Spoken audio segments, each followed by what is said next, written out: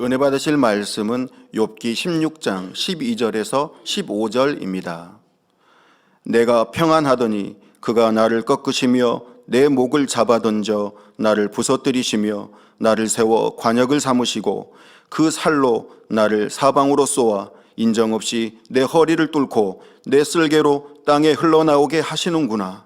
그가 나를 꺾고 다시 꺾고 용사같이 내게 달려드시니 내가 굵은 배를 꿰어매어 내 피부에 덮고 내 뿔을 티끌에 더럽혔구나. 샬롬 성가대의 찬양과 니시 오케스트라의 연주가 있겠습니다.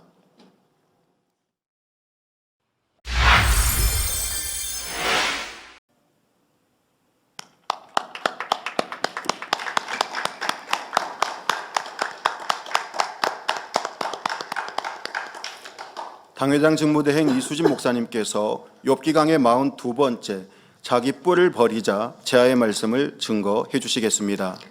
바이올린 듀오로 영광 돌려주신 오미진 권사님, 알렉세이 집사님 연주에 감사드립니다. 피아노 연주에도 감사드립니다.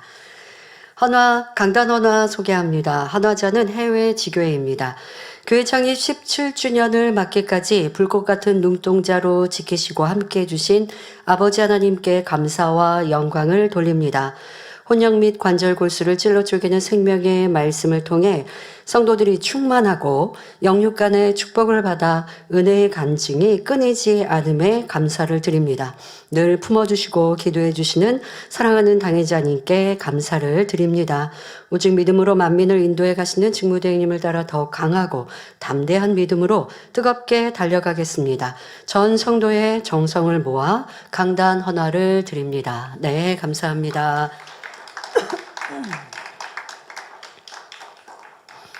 네, 오늘부터 고난주간 한 주간을 보냅니다. 대입해 주신 말씀 여러분 기억하셔서요. 금요일에는 한 끼 이상 하루까지 자유롭게 여러분들이 주님의 고난을, 예수님의 고난을 생각하시면서 동참하시면 좋겠습니다. 그리고 한 주간 예수님께서 우리를 위해 당하신 고난과 또한 그 당부의 말씀들을 생각하시면서 더 거룩하고 경건하게 또 보내시고, 그러나 육적인 거룩함이 아니라 우리 마음에는 구원의 기쁨, 천국의 소망으로 또 충만하지요. 네, 그런 은혜롭고 행복한 한 주간 되시면 좋겠습니다. 말씀에 들어가도록 할 텐데, 오늘 고난주간 시작하는 종료주일인데 욥기 강의 저녁 예배는 합니다. 대예배 때 종료주일 또 고난주간에 관한 대체적인 말씀 해주셨고, 또 금요철에도 말씀을 이어 들을 수 있고요. 오늘은 저녁 예배에 욥기 강해를 전하도록 하겠습니다. 사랑하는 성도 여러분, 지난 시간에는 욥이 친구들이 자신을 천대하며 대적한다고 말하며 이 모든 것도 하나님께서 그렇게 만드신 것이라고 하나님을 탓하는 모습을 보았습니다.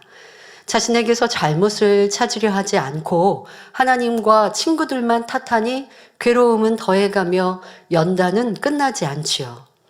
욥은 진리를 밝히 알지 못하고 하나님을 만난 체험도 없기 때문에 매사를 하나님 탓으로 돌리며 하나님을 판단하고 있습니다. 그러나 우리는 진리를 들어 잘 알고 있으며 하나님의 은혜를 체험했으니 모든 문제의 원인을 자신에게서 찾아 신속히 하나님의 은혜를 회복해야 한다고 말씀드렸습니다. 설령 문제의 원인이 남에게 있는 경우라 해도 그 해결의 열쇠는 우리가 하나님의 말씀대로 순종하는 데 있으니 범사에 감사하라 하신 말씀에 순종하여 믿음으로 감사의 기도를 올려보십시오. 그 믿음의 행함을 하나님께서 기뻐하시고 모든 일에 합력하여 선을 이루어 주십니다. 원수까지도 화목해 하시는 하나님 아니십니까? 그러면 그런 하나님의 역사를 내 삶에 체험하려면 바로 내가 하나님의 참 자녀, 빛의 자녀가 되면 하나님께서 내 삶에 개입해 주실 수 있습니다. 우리는 그렇게 기도해요. 아버지 하나님, 저의 삶을 인도해 주세요 라고, 또 마음과 생각을 주관해 주세요 하고 하나님께 맡기는 것처럼 기도합니다. 그리고 하나님의 인도를 받으면 너무 좋을 것 같아요. 그런데 실상 나의 삶을 하나님께 드리지 못해요. 내 마음을 드리지 못해요. 내 시간과 또 내 의지는 내 마음대로 하는데요. 여러분 삶 속에서는 나 이거 하고 싶고 저거 하고 싶고 그것이 하나님이 싫어하시는 비진리대로 살아가면서, 그러면서 하나님 저의 모든 걸 주관해 주세요 한다면 하나님께서 어찌 나를 이끌어 가시겠습니까? 내가 빛 가운데 진리 가운데 하나님 말씀대로 순종할 때에 하나님의 내 삶을 지도하시고 인도해 주실 수 있죠. 그러니 우리는 이 욥기를 통하여 내가 얼마나 하나님의 말씀대로 살고 있는가, 내 형편과 상대 때문에 이런 어려움이 왔어요, 여전히 하고 있다면 그것은 하나님께 맡겨드리는 삶이 아니죠. 하나님께서 우리를 주관하시려면 모든 문제의 원인을 자신에게서 찾고 내가 빛 가운데 살지 못함을 회개할 때 하나님께서 문제를 해결해 주실 수 있습니다. 오늘도 말씀을 통해 자신을 발견하며 변화와 생명으로 나오는 시간이 되시기를 바랍니다. 본문 욥기 16장 12절 13절에 내가 평안하더니 그가 나를 꺾으시며 내 목을 잡아던져 나를 부서뜨리시며 나를 세워 관역을 삼으시고 그 살로 나를 사방으로 쏘아 인정없이 내 허리를 뚫고 내 쓸개로 땅에 흘러나오게 하시는구나. 욥은 말합니다. 욥은 시험이 오기 전까지는 가족이 화목하고 평안하며 부유하게 살았습니다. 그러한 욥을 하나님이 꺾어서 비참하게 만들었다고 표현하고 있습니다. 옛날에 사람들이 닭을 잡을 때, 여러분들은 뭐 그런 거, 젊은이들은 닭 잡는 거 보신 적이 없겠고요. 혹시 장년 성도님들은 시골에서 직접 닭 잡는 그런 뭐 일가 친척이나 아니면 그런 뭐 시장통에서 닭 잡는 거 이렇게 보신 적 있으신가요? 그럴 때면 닭의 목을 비틀어서 그렇게 닭을 잡죠. 그것처럼 하나님께서 욥의 목을 잡아 꺾어버리고 부서뜨렸다라고 욥은 말하고 있는 것입니다. 욥은 자신이 당한 일을 생각해 보니 하나님은 악하고 무자비한 분이었습니다. 그래서 하나님에 대해 엄청난 오해를 하며 감히 있을 수 없는 악평을 하고 있지요. 우리 신체를 보면 목은 머리를 받치고 있는 대화 같습니다. 머리는 높음과 위엄과 자랑스러운 모든 것들을 상징하지요. 그런데 이러한 머리를 받치고 있는 목이 꺾였으니 이는 욥의 마음가짐이나 굳은 의지를 하나님께서 꺾어버리셨다는 것입니다. 그래서 나약한 욥이 될 수밖에 없다는 의미입니다. 또한 욥은 하나님께서 자신을 세워 관역을 삼았다라고 말합니다. 예전에 이제 뭐 중세시대 이렇게 활로 전쟁을 할 때라든가 활이 무기로 사용될 때를 보면요, 때로는 적군을 잡았을 때 아니면 자기가 누군가를 이렇게 괴롭히려고 할 때, 강한 사람이, 권세와 힘이 있는 사람이 약한 사람을 괴롭히려고 할 때 그를 저 앞에다가 뭐 몇 미터 앞에 세워놓고 관역처럼, 보통 활을 쏠 때 관역은 동그란 관역 그 안에 맞추게 되잖아요. 그런데 사람을 관역처럼 세워놓고 장난을 하거나 아니면 정말 그렇게 죽이는 이런 여러분들의 뭐 영화라든가 드라마라든가 보셨던 기억이 있습니까? 그런데 지금 욥은 하나님께서 욥 자기 자신을 관역처럼 그렇게 세우셨다, 자기를 그렇게 괴롭히셨다라고 표현하고 있습니다. 뿐만 아니라 하나님이 그 화살로 동서남북 사방에서 욥을 쏘아 인정없이 욥의 허리를 뚫고 쓸개로 땅에 흘러나오게 만들었다고 말합니다. 욥은 지금 하나님께서 자신을 어떻게 괴롭히시는지, 자신이 받는 고통이 어떠한지 하나하나 비유를 들어 설명하고 있습니다. 화살을 쏘는 것은 목표물을 맞춰 쓰러뜨리기 위함입니다. 여기서 욥이 말하는 살은 육적인 화살이 아니라 하나님의 마음의 화살입니다. 하나님의 마음이 화살이 되어 동서남북 사방에서 자신에게 쏘고 있다는 것입니다.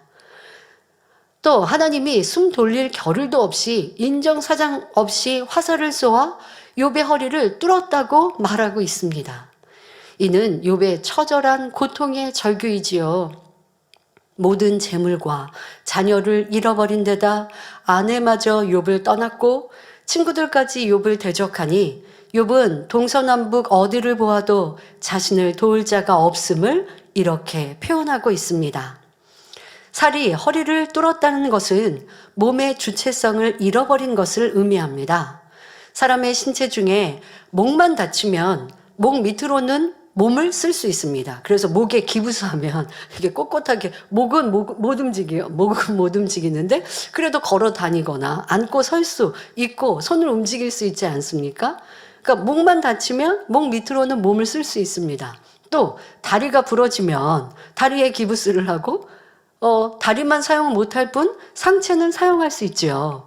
그런데 허리가 부러지면 상하, 전신을 사용하지 못하게 됩니다. 이처럼 욥은 목도 꺾였고 즉 자신의 의지도 끊어졌으며 하나님께서 화살로 허리마저 뚫어버리시니 온몸의 균형을 잃게 되었다 말합니다. 또 쓸개가 땅으로 흘러나온다는 것은 욥의 마음의 고통이 그만큼 쓰다는 것을 나타냅니다. 욥은 하나님을 보고 만나는 체험을 못하였기에 이렇게 쓸개가 흘러나오는 것처럼 고통받고 있음을 표현한 것입니다. 하나님을 믿지 않는 세상 사람들이나 아직 믿음이 연약한 성도들은 살아가면서 이러한 고통을 호소할 때가 있습니다. 그러나 하나님의 자녀들은 설령 사업이 망하고 자녀가 빗나가며 질병이 틈타는 등 사방에서 짓눌리는 상황이라 해도 감사를 잃지 않아야 합니다.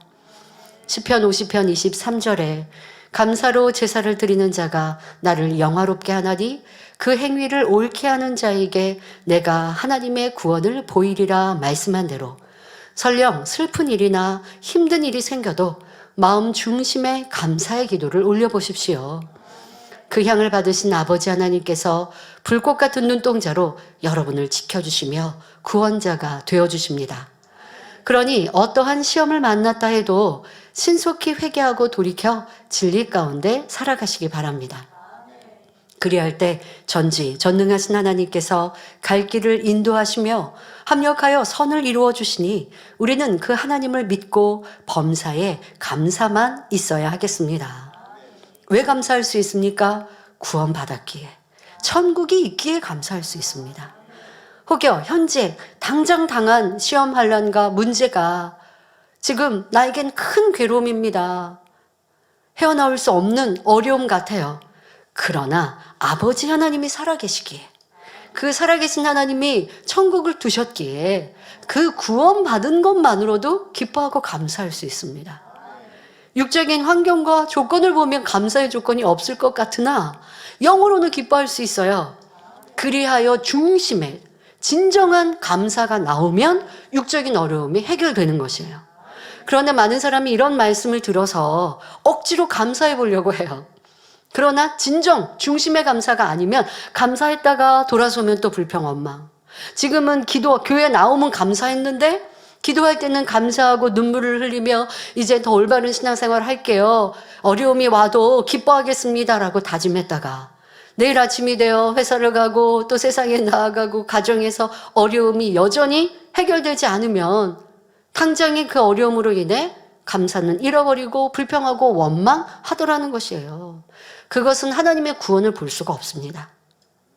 이런 환경, 저런 환경, 헤어나올 수 없을지라도 이해되지 않는 상황이라 할지라도 온전히 중심에서 구원해 주신 하나님께 감사하고 나를 위해 그 보혈의 피를 흘려주신 주님의 은혜에 감사하여 기뻐하는 신앙이 될 때에 아버지 하나님은 그 참 믿음을 보시고 나의 문제를 해결해 주시는 것입니다. 그리고 우리는 아름다운 천국에 가잖아요. 그 희열과 기쁨으로 이 땅에 어떠한 것도 넉넉히 이기는 복된 성도님들이 되시길 바랍니다.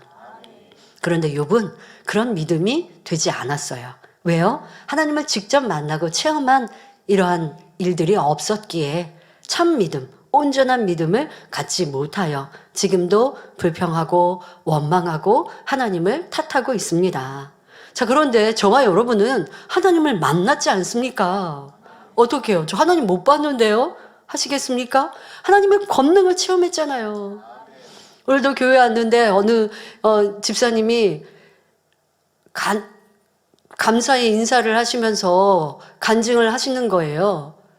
2005년에 우리 교회로 오셨는데 그 당시에는 본인이 농약을 잘못 드셨는지 이런 상황으로 허리가 굽어 계시고 그 당시에는 2005년이니까 지금으로부터 18년 전이죠. 그 당시는 뭐 그냥 작년이지 노년의 성도님이 아니세요. 지금도 그런 성도님은 아니시던데요. 근데 허리가 굽어계시고 그로 인하여 후유증으로 인하여서 너무 통증이 심해서 술을 마시지 않고는 고통이 사라지지 않고 잠을 잘 수가 없으니까 알코올 중독까지 되신 거죠. 그러니까 그런 고통스러운 삶에 뭐 종교도 이거저거 찾아다니시고 하셨대요. 교회도 다니시고. 그런데 하나님을 만나거나 치료받지 못하셨어요. 그런데 누군가의 전도로 의해서 우리 교회 오셨는데 마음문을 열고 오신 게 아니라 그냥 이렇게 따라서 오셨다는 거예요.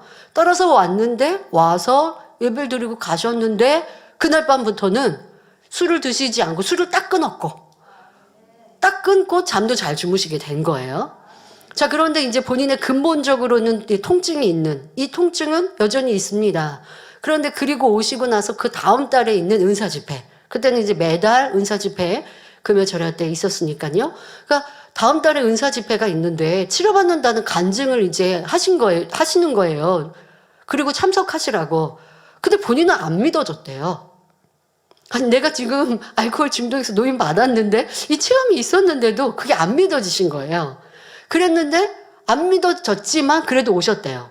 그래서 복장도 그렇고 그냥 지금 말씀을 하시는 거예요.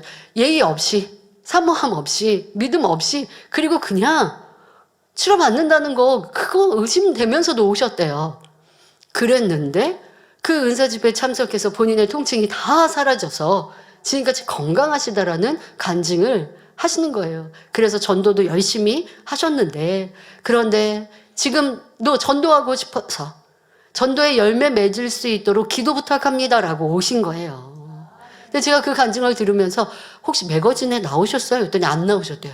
너무 큰 간증, 이런 큰 간증도 야 매거진에 안 나왔구나 하면서 우리에게는 이러한 권능의 역사가 넘치고도 넘치는데 그냥 하나님이 치료해 주신 거 그 당시에만 통증이 사라진 느낌이 있는 게 아니라고요. 치료받아서 그런 평안한 삶, 건강한 삶을 살아간다고요.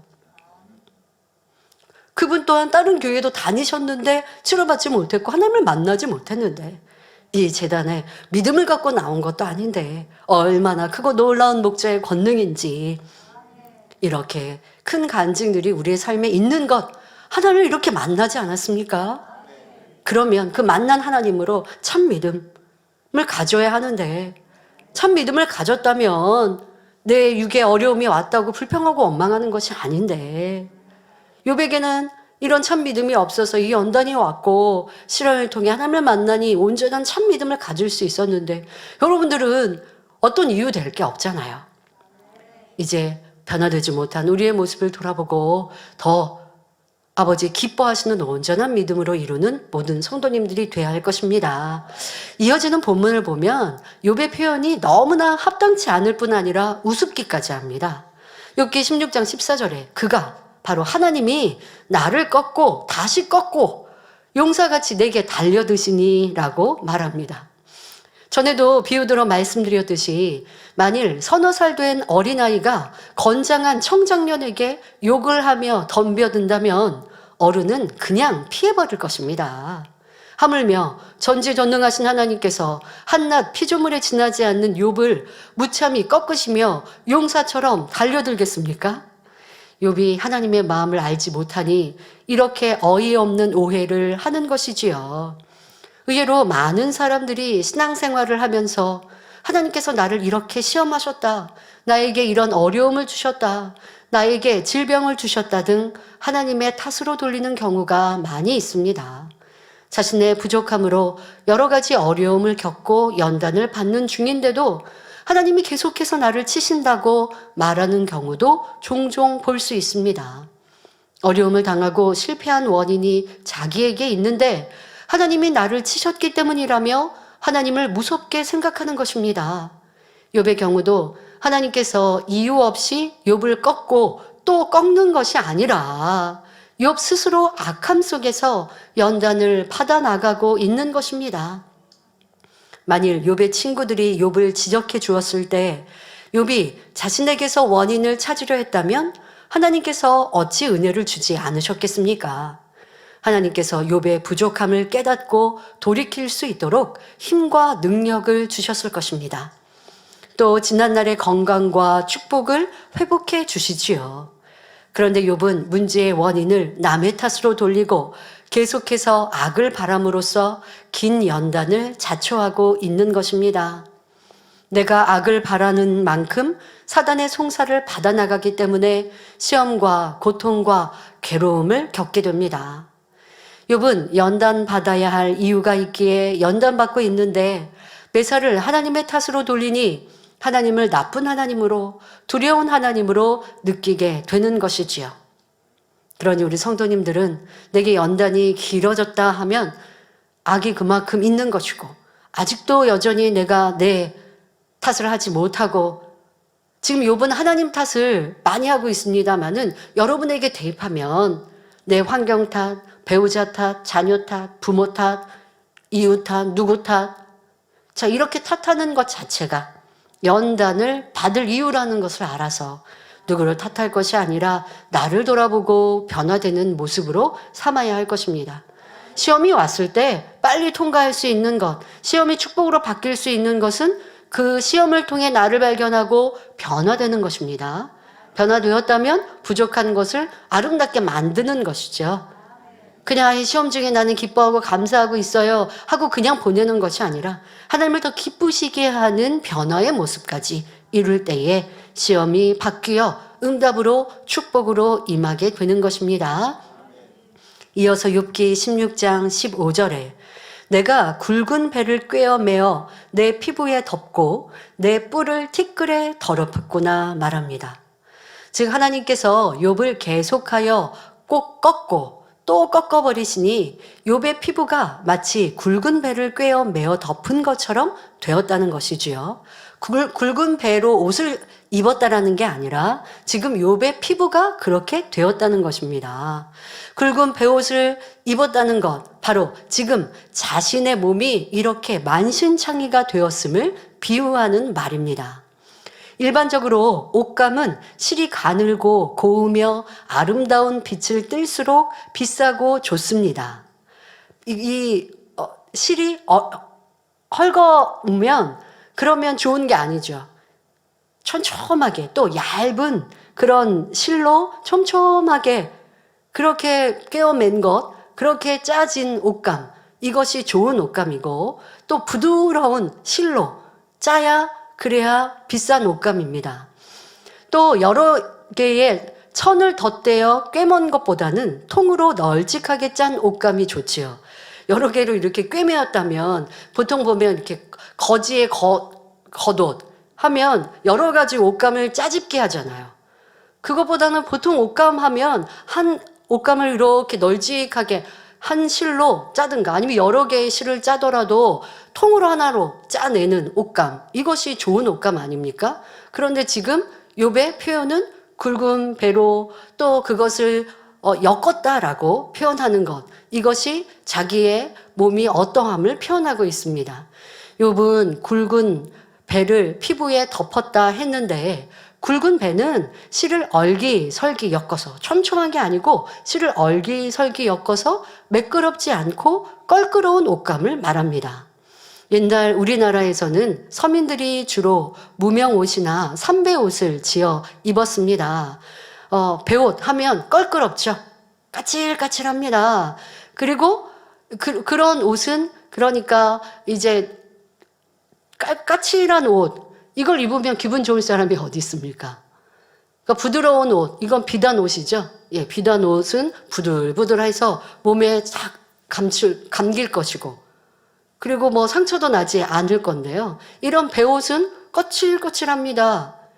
자, 지금 욥의 몸이 그렇게 되었다라고 말합니다. 자, 그리고 옷을 오래 입어서 팔꿈치나 무릎 부분이 낡아지면 헝겊을 덧대어서 기워서, 덧대면 이제 꼬매죠. 기워서 그것을 기운다라고 하는데요. 그렇게 입었습니다. 그러면 그 부분이 두꺼워지고 꿰맨 자국이 남을 수밖에 없습니다. 게다가 옷을 꿰맨 주변은 쉽게 헐어서 계속 찢어질 수밖에 없지요. 욥은 이러한 상황을 자기의 몸에 비유한 것입니다. 즉 욥이 굵은 배를 꿰어 메었다는 것은 바로 욥의 살갗이 악창으로 인해 터졌다 합창되었다가를 반복하는 상태임을 의미합니다. 욥은 자신의 피부에 대해서 말하고 있는데 사람의 마음에 있는 선과 악의 정도에 따라서 마음의 평안함과 그렇지 않음이 또 피부에도 영향을 줄 수 있습니다. 얼굴 피부가 곱다라고 하면 저 사람은 평안한가 보다라고 생각할 수 있고요.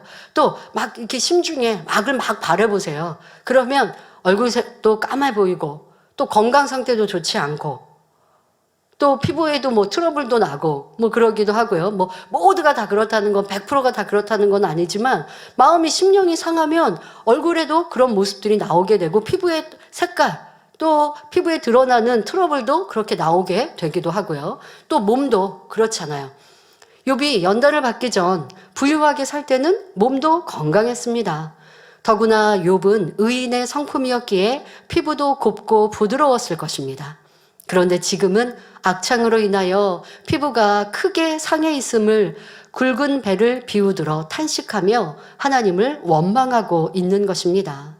이 모든 것이 하나님께서 자신을 꺾고 다시 꺾었기 때문이라는 것이지요. 자, 또 오늘 말씀의 제목에 해당하는 본문인데요. 욥은 내 뿔을 티끌에 더럽혔다라고 말하고 있습니다. 여기서 뿔은 바로 자존심을 의미합니다. 사람은 태어나 성장하면서 보고 듣고 배우는 과정을 통해 지식과 교양을 쌓으며 자기 마음을 형성하게 됩니다. 그리고 마음이 형성되면서 자존심과 자기 주관이 생겨납니다. 따라서 여기서 뿔은 자기의 주관이라고도 할 수 있습니다. 이는 사람이 살아가는 동안 자신의 힘이 되고 능력이 됩니다. 어떤 사람은 지식과 권세를 쌓아 그것으로 자기의 뿔을 만들기도 합니다. 또 옳다 느끼며 이룬 교양으로 자기를 만들고 자기 생각에 맞지 않은 사람은 잘못되었다, 부족하다 생각하며 무시하는 등 자신의 뿔을 갖기도 합니다. 그리고 어떤 이는 성격의 틀로 뿔을 만듭니다. 그것으로 또 상대를 뿔로 받치듯이 이렇게 힘들게 하고 괴롭게 하는 사람도 있고 또 스스로 성격의 틀로 자기가 옳다 하는 것들로 뿔을 만들어서 스스로 자기를 힘들게 하는 사람도 있습니다. 자, 하지만 예수 그리스도를 영접하여 하나님의 자녀가 된 사람은 자기의 뿔이 없어져야 합니다. 시편 75편 5절에 너희 뿔을 높이 들지 말며 교만한 목으로 말하지 말지어다 말씀하지요. 자존심, 자기 주관, 교만, 의와 틀 등 자기 뿔이 없어져야 진리에 힘이 생기고 반대로 진리의 뿔이 세워지기 때문입니다. 그런데 우리가 주님을 영접하고 성령을 체험했다고 해서 곧바로 자기 뿔을 버리고 온전해지는 것은 아닙니다. 아기가 태어나 유년기를 거쳐 청장년으로 성장해 나가듯이 사람이 성령으로 거듭난 후에는 하나님의 말씀대로 행해 나아가면서 영의 사람으로 변화되고 믿음이 성장해 가야 합니다. 그런데 이렇게 믿음이 성장하는 과정에 우리 안에 있는 두 마음 간의 영적인 싸움이 일어납니다. 주님을 영접하기 전 가지고 있었던 비진리의 마음과 성령을 받은 후 이룬 진리의 마음이 서로 대적하는 것입니다. 다시 말하면 진리, 선, 영을 추구하는 마음과 이와 반대로 비진리, 악, 육을 취하려는 마음이 서로 갈등을 일으키지요. 한쪽은 성령의 법을 쫓아 나가려고 하고 다른 한쪽은 비진리를 쫓아 하나님의 뜻을 대적해 나가려고 서로 싸우게 됩니다. 그래서 갈라디아서 5장 16절 17절에는 내가 이르노니 너희는 성령을 쫓아 행하라. 그리하면 육체의 욕심을 이루지 아니하리라. 육체의 소욕은 성령을 거스리고 성령의 소욕은 육체를 거스리나니 이 둘이 서로 대적함으로 너희의 원하는 것을 하지 못하게 하려 함이니라 말씀합니다. 육체의 소욕은 성령을 거스린다고 했는데 이는 앞서 말씀드린 자기의 뿔, 곧 자존심, 자기 주관, 교만 등이며 이로 인해 성령의 소욕을 쫓지 못하는 것입니다. 이 자기 뿔을 버리지 않으므로 영으로 들어가지 못하는 것이지요. 여러분들도 성장 과정 속에 또 주님을 만나기 전 이룬 내 안에 자기라고 하는 것. 자, 여러 가지일 수 있어요. 지금 말한 대로 뿔이 교만함이 될 수도, 어떤 사람은 교만함으로 드러날 수도 있고, 또 자기 주관으로 이게 내가 옳아, 이렇게 자기 주관으로 뿔을 삼은 사람도 있고, 또 자기 자랑으로 뿔을 삼은 사람도 있고, 성격으로 자기 뿔을 삼은 사람도 있습니다. 그런데 이것을 여러분들이 꺾어서 버리지 않는 이상 하나님의 말씀, 진리에 순종할 수 없는 거예요. 그리고 이 자기 뿔이라고 하는 것, 이것은 결국은 다 자기 아닙니까? 바로 자기를 사랑하는 것입니다. 그러니 성경의 하나님 말씀에 내가 죽어지는 것에는 절대 따라갈 수가 없는 것이지요. 자, 바로 낮아져라, 희생해라, 섬기라, 죽어져라 하는 성령의 소욕을 쫓지 못하게 됩니다. 자기라는 뿔이 있으니 낮아지고 희생하고 섬기려고 하면 이 뿔이 자꾸 올라오죠. 그리고 육신의 생각으로 내가 바보인가? 왜 나만 희생해야 하는가? 하는 생각이 듭니다. 이렇게 자기라는 뿔을 버리지 않으니 아무리 오랫동안 신앙생활해도 성령의 음성을 들을 수 없고 하나님의 응답과 축복도 받지 못하는 것입니다. 자기 뿔이 있으면요, 내가 먼저 용서해야 되는데 용서하지 못해요. 아니, 상대가 잘못했는데 하고 내가 먼저 화평하려고 하면 그러면 손해보는 것 같아요. 상대가 더 많이 잘못했고 난 조금 잘못했어요. 그래도 화평함을 이루려면 내가 먼저 손 내밀잖아요. 근데 손 내밀었는데 상대가 도리어 더 당당해요. 그럼 이게 뭐야? 하고 또 내 뿔이 올라와요. 자기라는 것이 올라와요. 그러니 내가 먼저 손 내밀고 양보하려 했던 게 손해보는 것 같고 내가 왜 바보처럼 이렇게 했지? 육신의 생각이 동원되죠. 바로 자기라고 하는 이 뿔을 원수마귀 사단이 계속해서 공략하고 그것으로 드러나게 합니다. 여러분, 뿔 달린 염소는 막 받치는, 그 뿔로 받치지 않습니까? 다른 염소들을, 양을 받는단 말이에요. 여러분들에게 이런 뿔이 나에게는 무엇으로 자리 잡고 있는가? 어떤 이는 좀 유한 성격이 있어요. 겉으로 보기에는 유해요. 하지만 강한 자기라고 하는 게 있어요. 뭐가 불편하면 말도 안 해요. 화평도 안 해요. 상대방이 손 내밀려고 하면 용서하지도 않아요. 내가 안축만 하면 누구도 나를 해결해 줄 수 없어요. 이게 얼마나 강한 자기라고 하는 뿔입니까? 나는 남하고 싸우지 않는데요? 큰 소리 내지 않는데요? 아니요, 더 강한 자기 뿔로 깨어지지 못하고 변화되지 못하니 영의 사람이 되지 못하는 것이죠. 나에게는 어떻게 나의 뿔이 자리 잡고 있는가? 성장 과정에 나는 무엇을 옳다고 주장하고 만들어 왔는가? 라는 것을 찾아서 버려야 할 것입니다. 성경에 사도 바울은 고백하지요. 고린도전서 15장 31절에 형제들아, 내가 그리스도 예수 우리 주 안에서 가진 바 너희에게 대한 나의 자랑을 두고 단언하노니 나는 날마다 죽노라 고백했습니다. 이는 주님을 알기 전 배우고 일군 모든 것, 내가 옳다 하는 모든 것, 자존심, 자기 주장, 자기 의와 틀을 다 버린다는 말씀이죠. 또 비진리 이런 걸 다 버리겠다라는 말씀입니다. 그것을 자랑한대요. 여러분, 내 지식, 내 옳다는 거, 내 육의 아름다움, 내가 가지고 있는 무슨 열매, 이것을 자랑한다고요? 날마다 죽어지는 것을 자랑하는 사도 바울과 같은 이런 우리가 될 때 내 뿔은 꺾여지고 진리의 뿔만 살아 주님께서 역사하십니다. 빌립보서 3장 7절 8절에 그러나 무엇이든지 내게 유익하던 것을 내가 그리스도를 위하여 다 해로 여길 뿐더러 또한 모든 것을 해로 여김은 내 주 그리스도 예수를 아는 지식이 가장 고상함을 인함이라. 내가 그를 위하여 모든 것을 잃어버리고 배설물로 여김은 그리스도를 얻고 라고 고백하고 있습니다. 여러분, 내게 귀했던 것, 내게 소중했던 것, 이거는 버릴 수 없는 것, 그것을 버릴 때에 주님께 내게 가장 귀한 향유를 부어드리는 것이요. 그럴 때 내 안에 주님의 그리스도의 향기가 바래지는 것이요. 그럴 때 아버지 하나님께서 우리에게 능력으로 응답으로 함께 해주시는 것입니다. 그런데 아직도 내게 귀한 것, 나를 주장하는 것, 내게 소중한 것이 있습니까? 자, 이 모든 것들을 우리도 벗어버리고 배설물로 여기는 자가 됩시다. 이렇게 나의 뿔을 꺾어버리는 만큼 영의 사람, 진리의 사람, 주님의 성품을 닮은 사람이 됩니다.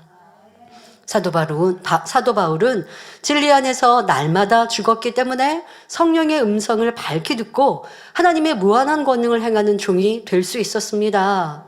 여러분, 우리가 이 사도 바울의 육의 성품도 듣지 않았습니까? 내가 옳다 하면 그것을 굽히지 않습니다. 그리고 사람들과 변론하는 걸 좋아하는 이러한 사도 바울이었어요. 이것이 옳으면 굽힐 줄 몰라요. 자, 그런데 이러한 내 성격도 주님을 만나 꺾여지는 어느 누구도 다 품을 수 있는 이런 큰 자가 되어지니 아버지 하나님께서 권능을 주셔서 많은 사람들에게 이 복음을 전할 수 있게 또 귀히 사용하신 것입니다. 만약 사도 바울에게 자신의 생각, 옳다는 고집이 있었다면 이렇게 크게 사용받을 수 없었습니다. 사도 바울은 2차 전도 여행 때 소아시아로 가서 복음을 전하려고 했지만 소아시아로 가지 않는 것이 좋겠다는 성령의 주관을 받았습니다. 얼마 후에는 이것이 확실한 주관이었음을 환상을 통해 확인할 수 있었지요. 마게도냐 사람이 우리에게 와서 우리를 도와달라고 바울에게 청하는 환상을 보았던 것입니다. 이에 사도 바울은 순종해서 마게도냐로 갔고 그곳에서 복음을 전하자 마게도냐 땅 곳곳에 교회가 세워져 많은 성도들이 생겼지요. 연단을 통해 자기 뿔을 꺾고 날마다 죽어짐으로써 온전히 순종하는 권능의 사도가 되니 하나님께서 크게 영광을 받으신 것입니다. 자, 우리도 성령의 충만함을 얻을 때는 성령의 주관을 받는단 말이에요. 아, 이렇게 살아야지, 이렇게 행해야지. 아, 이것이 참이야. 내가 가는 길, 이 길이 복된 길이야. 새 예루살렘 가는 길이야. 그렇게 성령의 주관을 받았어요.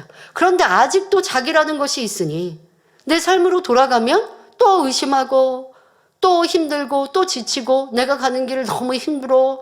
내 환경 때문에 너무 힘들어. 이렇게 계속 왔다 갔다 하니 어찌합니까? 자꾸만 자기 뿔이 살아나요. 기도하면서 자기 뿔을 꺾는가 싶었는데 온전히 꺾어내지 못하니 또 살아나고 또 자라나더라는 것이죠.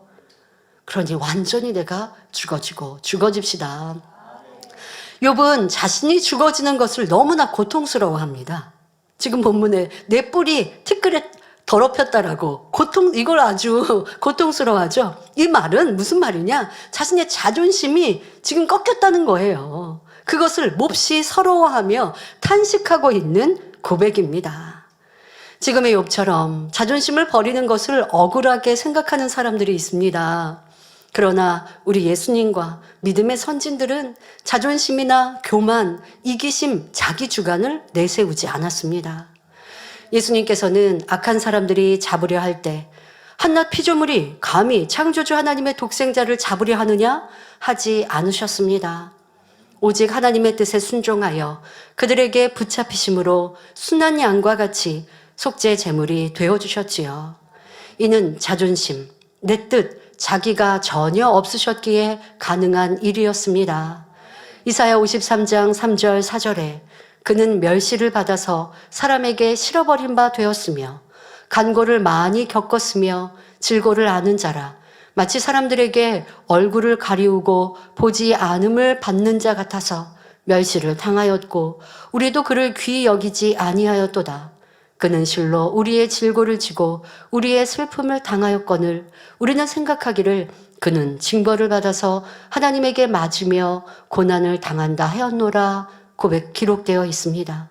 예수님은 이러한 오해를 받으시고 이러한 판단과 정죄를 받으신다 할지라도 그것이 힘들고 지친 것이 아니라 하나님의 사랑 또 예수님의 십자가의 고난의 의미를 알지 못하고 악을 바라는 인생들을 불쌍히 여기시고 그들이 사망으로 멸망으로 가는 것을 안타까이 중보하신 사랑의 모습이셨습니다.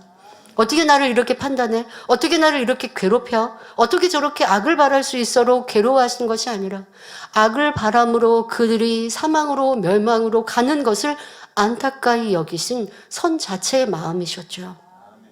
이것이 바로 내가 없는 자기 뿔이 없는 모습입니다. 그런데 자기라고 하는 것이 있고 악이 있는 사람은 누가 나를 괴롭히면 그 괴롭힘을 당한 것 때문에 고통받는다고요. 그런데 자기 뿔이 없는 사람은 저 사람이 저렇게 악을 바라여서 화를 받으면 어떡하지?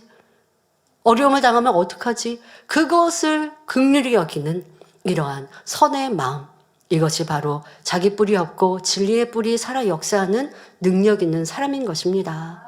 이사야 53장 7절에도 그가 곤욕을 당하여 괴로울 때에도 그 입을 열지 아니하였으며 마치 도수장으로 끌려가는 어린 양과 털 깎는 자 앞에 잠잠한 양같이 그 입을 열지 아니하였도다라고 예수님의 희생과 헌신, 자기가 없이 순종하신 길을 기록하고 있습니다. 믿음의 선진들도 마찬가지입니다. 모세가 애굽의 왕자로 있을 때는 얼마나 자기 뿔이 강했습니까? 동족을 학대하는 애굽 사람을 그 자리에서 쳐 죽일 정도로 불같은 성격이었고 왕자라는 신분으로 모든 분야에 자신감도 넘쳤지요. 그러나 40년간 양을 치며 연단의 세월을 보낸 후에는 자기 뿔이 없었습니다. 민수기 12장 3절에 이 사람 모세는 온유함이 지면의 모든 사람보다 승하더라 말씀한 대로 어느 누구라도 품을 수 있는 온유한 사람이 되었지요. 아브라함, 야곱, 요셉, 엘리야, 다니엘 선지자도 연단의 과정을 통해 자기의 뿔이 없어지니 오직 하나님의 뜻에 순종할 수 있었습니다. 예수님의 제자들도 성령을 받고 나서 연단이 끝난 후에는 자기 뿔을 다 버렸기에 하나님께 크게 쓰임받는 종들이 될 수 있었던 것입니다. 자존심과 교만, 자기 주관 등 자기의 뿔은 우리가 믿음을 갖고 성결되는 것을 방해합니다. 그러니 이러한 것은 원수마귀 사단이 좋아하는 것이죠. 또한 아무 쓸모없는 쓰레기와 같음을 알아야 합니다. 마태복음 10장 39절에 자기 목숨을 얻는 자는 잃을 것이요 나를 위하여 자기 목숨을 잃는 자는 얻으리라 말씀한 대로 하나님의 자녀된 우리가 육으로 죽으면 영으로는 살게 됩니다. 믿음으로 자아가 죽어지고 가정과 교회 안에서 하나님 나라를 위해서 죽어진다면 아버지 하나님께서는 반드시 놀라운 축복의 열매를 맺게 해 주십니다. 이것이 바로 영계의 법칙이지요. 또한 누가복음 14장 11절에 무릇 자기를 높이는 자는 낮아지고 자기를 낮추는 자는 높아지리라 말씀한 대로 자존심을 내려놓고 낮아질 때 도리어 높여주심을 알아야 합니다. 세상 사람들 중에는 힘이 부족해서 맞아 주거나 비겁해서 물러서는 경우가 있습니다. 나 맞고 싶지 않은데 내 힘이 약하니까 어쩔 수 없어요. 상대가 괴롭히는데 나도 목소리를 높이고 싶지만 내 힘이 약해서 그냥 이렇게 죽어지는 듯해요. 자, 이는 믿음의 행함이 아니므로 하나님께서 역사하실 수 없습니다. 그런데 하나님의 자녀가 마태복음 5장 39절에 악한 자를 대적지 말라. 누구든지 내 오른편 뺨을 치거든 왼편도 돌려대라 하신 말씀에 순종하여 상대와 다투지 않고 오히려 맞아준다면 하나님께서는 이 믿음의 행함을 보시고 반드시 승리하게 해 주십니다. 말씀에 순종하여 낮아지려고 하니 도리어 높여주시고 합력하여 선을 이루어 주시는 것입니다. 이처럼 우리 안에 자기의 뿔은 죽고 진리의 뿔이 살아 역사해야 합니다. 자기의 뿔을 버려나가는 만큼 내 안에 진리만 살아 역사하니 성령의 주관을 받아 하나님의 뜻을 쫓아 나갈 수 있는 것입니다. 그러나 자기 주관 속에 살아가는 사람은 하나님 말씀에 순종할 수가 없습니다. 사울 왕은 자기 주관 속에 행하니 하나님 말씀에 거듭 불순종으로 결국 버림받았습니다. 요나 선지자도 자기 뿔, 자기 주관을 버리지 못하니 하나님 말씀에 불순종합니다. 하나님께서는 니느웨로 가서 그곳 사람들에게 죄를 회개하도록 외치라 명하셨습니다. 그러나 니느웨가 망하기를 바랐던 요나는 하나님의 말씀이 자기의 주관과 생각과 맞지 않으니 하나님의 눈을 피해 다시스로 도망갔지요. 이런 경우는 육신의 생각을 깨트리고 순종할 수 있을 때까지 하나님께서 허락하시는 연단과 어려움을 받게 되는 것입니다. 그러니까 여러분 삶에 이렇게 내가 하나님의 뜻과 어긋나게 불순종해 나갈 때 그런데 하나님께서는 그를 또 그의 중심은 좋으니 변화시켜 쓰셔야겠다 하면 연단이 길어질 수밖에 없는 것이죠. 그러므로 모든 연단을 빨리 통과하려면 하나님 앞에서 먼저 자기를 부인하고 자신을 철저히 낮추어야 합니다. 바로 자기의 뿔을 버려야 하는 것입니다. 자, 그런데 요나는 안타깝게도 다시스로 가다가 하나님께서 다시 기회를 주셔서 이제 하나님의 뜻을, 하나님의 말씀을 선포하게 되어집니다. 그래서 하나님께서는 긍휼함으로 그 땅을 구원하시고 니느웨 백성을 에게 구원의 역사를 베풀어 주시는데, 그런데 요나는 변화가 안 되니 하나님께서 구원의 역사를 베푸실 때 그 또한도 싫어하죠. 여러분, 이러한 일들을 볼 때 내 마음은 어떠한가? 하나님께서 저 사람을 구원해 주시고 또 변화시켜 주시고 은혜를 주시는데 나는 싫대요. 이게 얼마나 악한 내 뿔인가? 자, 그러니 우리는 악의 모양도 버려야 하고 내 안에 자기라고 하는 것이 죽어질 때에 아버지 하나님의 마음을 담고 그 아버지의 하나님과 하나 되어서 아름다운 곳에 거할 수 있는 것이죠. 아무리 하나님의 일을 이루었다 할지라도 그 마음을 알아, 그 마음이 되어서 하나 되어 충성하느냐, 아니면 요나처럼 하나님의 일은 했지만 그 마음을 알지 못하니 더 아름다운 곳에 이르지 못하느냐는 우리가 내 뿔을 꺾느냐 버리느냐 그렇지 않느냐 우리의 선택에 달려 있지요. 자, 다시 정리하면 우리가 세상에 태어나 살아가며 학교나 사회에서 배운 것들 중에 하나님의 말씀인 진리와 위배된 모든 것들로 자기의 뿔을 형성했습니다. 그런데 누군가 자신의 뿔을 건드리면 불편한 마음을 갖고 감정을 표출하기도 합니다. 교양이라는 이름의 뿔이 있는가 하면 진화론이라는 이론의 뿔, 상대를 누르고 이겨야 한다는 이기주의의 뿔, 내가 남보다 낫다는 교만의 뿔 등 버려야 할 비진리의 뿔들이 너무나 많지요. 흔히 교만의 뿔이 있는 사람은 어깨와 목소리에 힘이 들어가 있는데 이런 사람도 진리 안에서 자신의 뿔을 꺾고 나면 겸손해져서 자세나 목소리가 자연스럽게 고쳐지는 것을 볼 수 있습니다. 그러니 우리가 자기의 뿔을 꺾고 하나님의 온전한 자녀가 되기 위해서는 고린도후서 10장 5절에 모든 이론을 파하며 하나님 아는 것을 대적하여 높아진 것을 다 파하고 모든 생각을 사로잡아 그리스도에게 복종케 하니 말씀한 대로 세상 이론과 비진리로 만들어 놓은 자기를 온전히 벗어 버려야 합니다. 그리고 비진리의 뿔들을 뽑아내는 대신 내 안에 진리의 뿔을 심어 나감으로써 진리의 힘이 살아 역사함으로 참된 영생의 길, 축복의 길로 가야 하는 것입니다. 세상에서는 뛰어난 지식을 바탕으로 열심히 연구하여 새로운 것을 발명하거나 개발한 사람들을 지혜가 있다고 말합니다. 이런 사람들 중에는 자존심, 자기 주관, 교만이라는 육적인 뿔을 쫓아 살아가는 경우가 많지요. 그러나 만일 그들이 창조주 하나님을 찾지 않고 천국과 지옥이 있음도 알지 못해 사망의 길로 간다면 어찌 참된 지혜자라 할 수 있겠습니까? 고린도전서 3장 18절부터 20절에 아무도 자기를 속이지 말라. 너희 중에 누구든지 이 세상에서 지혜 있는 줄로 생각하거든 미련한 자가 되어라. 그리하여야 지혜로운 자가 되리라. 이 세상 지혜는 하나님께 미련한 것이니 기록된 바 지혜 있는 자들로 하여금 자기 괴울로 빠지게 하시는 이라 하였고 또 주께서 지혜 있는 자들의 생각을 헛것으로 아신다 하셨느니라 말씀합니다. 우리가 하나님 앞에서 철저히 자신을 비우고 깨끗한 마음, 그릇을 준비하면 하나님께서 위로부터 참 지혜를 주십니다. 그러나 진리의 뿔이 없는 사람은 참 지혜가 없으니 육적인 뿔인 자기 주관을 쫓아 자기를 주장하며 살아가므로 결국은 사망의 길로 갈 수밖에 없는 것입니다. 지금 욥도 자기를 좌우하는 자존심, 자기 주관으로 인해 친구들과 싸워나가고 있습니다.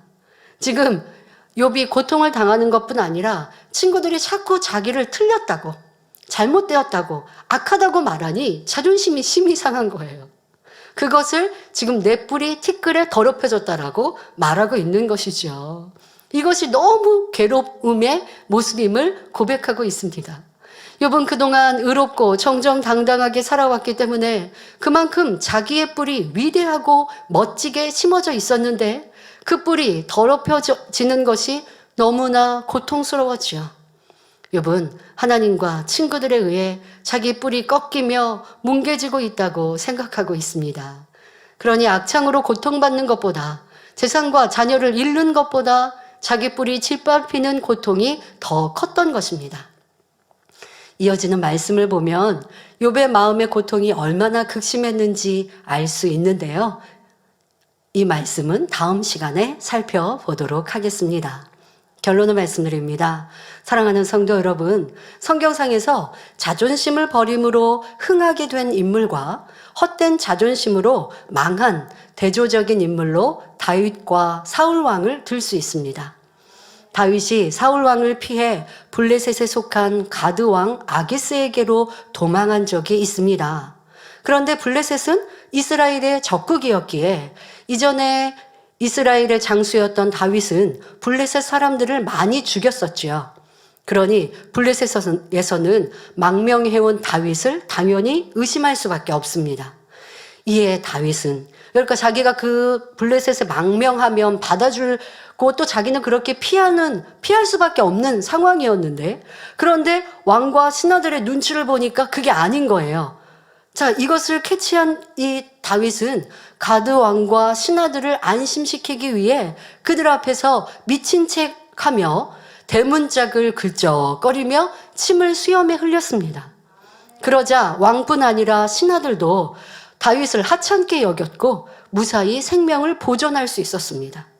그러니까 다윗이 자존심, 내가 어떤 장수였는데 블레셋의 골리앗을 내가 소년일 때도 그를 물맷돌로 처치하고 죽였는데, 그런데 지금 어떻게 내가 저들 앞에서 굽신거릴 수 있어? 라고 자존심을 내세웠다면 그 자리에서 죽임당할 수도 있어요. 그런데 그렇게 하지 않고, 상황을 보니까 지금 내가 내 자존심을 내세운다면 지금 이 어려움을 모면할 수 없겠구나 하고 번뜩 지혜를 갖고 바보처럼 미친 척 하는 이러한 다윗으로 하니 그 어려움을 지나갈 수 있었던 것이지요. 자, 이렇게 자존심을 내세우면 아무것도 안 되는데, 그런데 선이 없으면 이 자존심이 목숨인 것처럼 여기는 세상 사람들 참 있죠. 난 죽으면 죽었지 자존심 내려놓을 수 없어, 이렇게 말한단 말이에요. 그런데 그것이 얼마나 어리석냐는 것이에요. 세상 앞에, 사람 앞에 자존심을 주장한들 그것이 진정한 내가 아닌 것인데요. 진리라는 우리는 이런 다윗을 통하여 지혜를 얻어야 할 것이고, 그렇다고 사람들 앞에 굽신거리라는 것이 아니라 무엇이 선이고 악인지, 무엇이 지혜인지 그렇지 않은지, 이 자존심이라는 것이 얼마나 쓸데없는지 또 지금 설명해드릴 사울 왕을 통해 보시면 되겠습니다. 다윗은 자존심을 버리고 상황을 지혜롭게 모면하였기에 후일 이스라엘의 가장 위대한 왕이 될 수 있었지요. 반면에 사울 왕은 헛되이 자존심을 내세워 패망한 사람입니다. 하나님의 말씀에 불순종하여 사무엘 선지자로부터 지적을 받을 때에도 회개하기는커녕 백성들 앞에서 오히려 자신의 자존심을 세워줄 것을 청하였습니다. 지금 하나님께서 사울 왕을 버리겠다 하시는 상황인데도 나를 백성들 앞에서 높여달라는 거예요. 이 자존심, 이것이 무엇이 중요하다고 하나님 앞에, 사람 앞에 자기를 드러내려 합니까? 또한 자신을 위해서 기념비를 세우기까지 했습니다. 이 교만의 뿔, 이 자존심의 뿔, 그 결과 사울은 하나님 앞에 버림받을 수밖에 없었고 결국 블레셋과의 전투에서 비참한 죽음을 맞게 됩니다. 이렇듯 헛된 자존심은 멸망으로 인도할 뿐입니다. 야고보서 4장 6절에 하나님이 교만한 자를 물리치시고 겸손한 자에게 은혜를 주신다 했고, 잠언 18장 12절에도 사람의 마음의 교만은 멸망의 선봉이요 겸손은 존귀의 앞잡이니라 말씀합니다. 그러므로 자존심, 교만, 이기심, 욕심 등 쓸데없는 자기의 뿔을 온전히 벗어버리고 겸손한 마음을 이루어 존귀한 삶을 영위하시기를 주님의 이름으로 축원합니다. 네, 말씀을 붙들고 기도하시기 전에 한 가지 좀 죄송한 광고를 좀 드려야겠습니다. 다음 주에 부활절 예배를 우리가 부천체육관에서 함께 모여서 대예배와 저녁 예배 또 부활절 행사를 하려고 계획을 했고 광고를 했었지요. 그런데 뭐 기독교 단체에서 우리가 함께 모여 예배하는 게 뭐 그렇게 싫고 두려운가요? 이제 방해를 해서 민원을 아마 넣은 것 같아요. 그리고 본인들이 데모를 하겠다라고 그렇게 뭐 경찰과 이렇게 신고를 한 상황이었어서 이제 부천체육관 측에서는 이제 이렇게 뭔가 마찰이 있는 것을 염려해서 이제 저희에게 대관해 준 것을 이제 취소하겠다는 저희가 연락을 받았는데요. 뭐 저희도 이러한 상황들 속에서 참 안타깝죠. 주일날 왜 데모를 하겠다고 계획을 하며 우리는 모여서 하나님께 예배하고 주님을 찬양하는 것밖에 없습니다. 이렇게 하신 단체에서는 우리가 예배하는 것, 설교하는 걸 좀 들어보면 좋겠어요. 더더욱 주일날 어떤 말씀을 증거하고 또 어떻게 찬양하는지, 어떤 공연을 하는지 네, 한번 보시면서 좀 얘기하면 좋겠는데요. 저희가 이 부활절에 행복하고 기쁜 날 뭐 대립을 하고 우리 성도님들도 행복하게 예배하러 오셨다가 대립되는 상황을 보시는 것도 또 마음이 또 상처가 될 것이고 세상 사람들에게도 얼마나 덕이 되지 않죠. 우리 성도님들이야 당연히 대립하지 않고 하겠지만 얼마나 눈살 찌푸리는 일이겠습니까 해서 저희가 함께 모여서 또 예배하고 공연을 할 계획을 다른 방법으로 여러분들이 이제 계시는 댁에서 또 아니면 각 처소에서 또 지성전과 그냥 지금처럼 예배하는 온라인으로 예배하는 것으로 진행하는 것으로 변경하게 되었습니다. 너무나 안타까운 광고여서 죄송합니다마는 그래서 생각해 봤습니다. 우리가 예배하고 우리가 무언가를 하는 게 두렵고 싫구나. 원수마귀 사탄은 이렇게 두렵고 싫구나. 사도 바울은 유대인들에게 또 예수님도 유대인들에게 그렇게 핍박을 받았는데 왜 이런 기독교 단체에서 하나님께 예배하고 주님을 높여드리는 것을 회방해야 하는가라고 하는 것으로 참 마음이 아픕니다마는 이런 상황에서 우리는 또 함께 모이지 못해도 저는 또 충만히 찬양할 것이고 또 충만히 예배할 것이고요.